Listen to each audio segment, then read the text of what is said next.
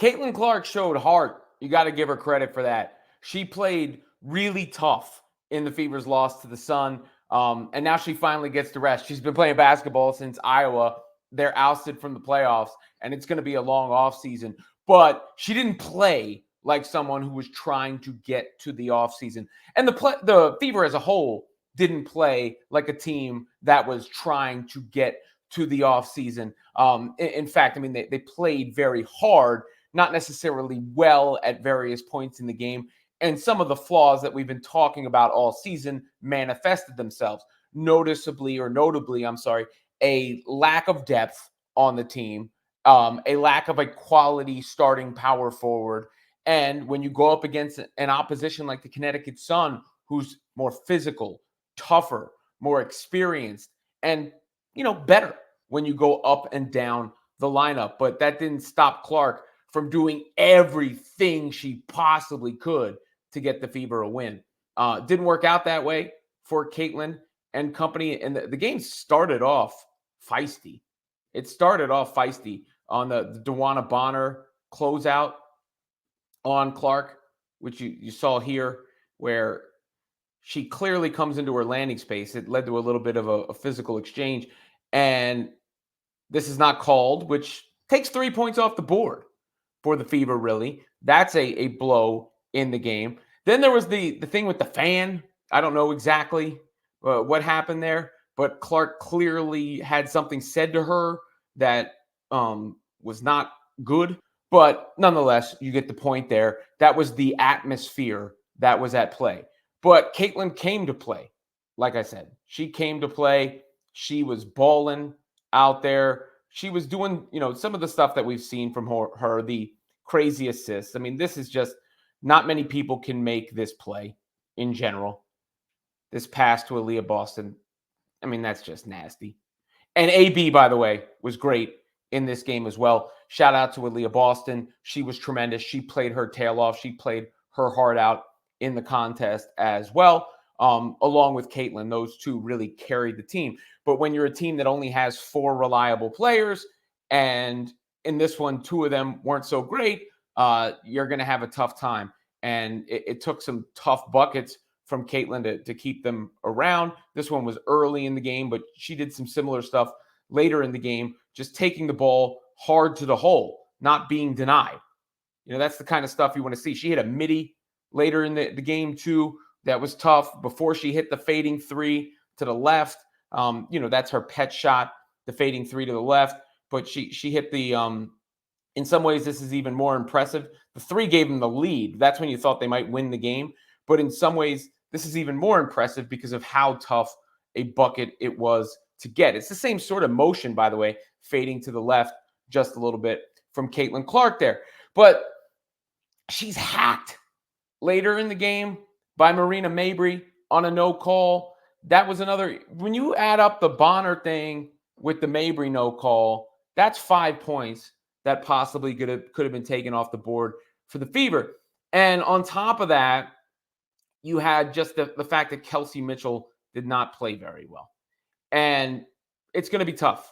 It's going to be tough for the Fever when that's the case. I couldn't find great video of it, but this sequence pretty much ended the game and the season.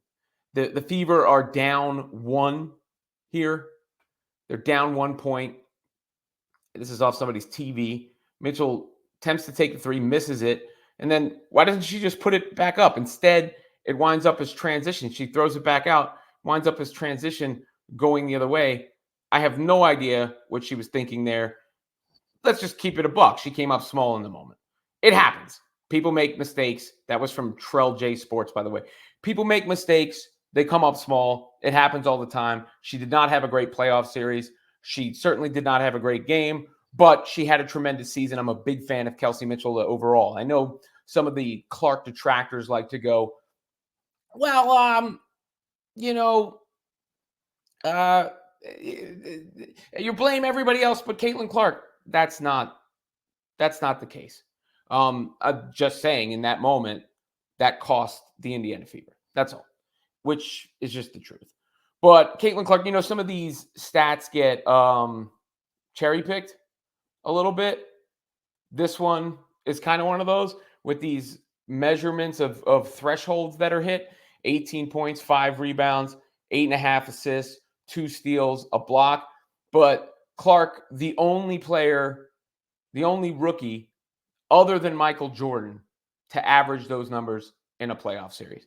And I've compared Caitlin Clark to Michael Jordan on many occasions for the impact that she has had and brought to the sport of basketball, like he once did with basketball. In her case, it's women's basketball. I never thought I'd be talking about women's basketball to this extent, or a player in women's basketball to this extent. I'll deal with the ramifications of the Fever being eliminated and the long off season coming up, but it is worth taking note of the magnitude of what we just saw. The magnitude of that season, her answering the call at every turn, the kind of performances Caitlin Clark had. She was tremendous. She really was tremendous throughout the WNBA season and in this game, and should hold her head up high, as should the rest of the Fever. They got a bright future ahead of them because they got a real foundation to build on. Now you just have to build out that depth, that bench. And shouts to the Connecticut Sun. That's a good basketball team. DeWanna Bonner was terrific in the series. Alyssa Thomas was terrific in the series. The Marina Mabrey acquisition was huge for them. That's the kind of move that really, like a championship contender, a team that thinks it's on the precipice of a championship makes. They made it. It paid off for them. And now they are advancing.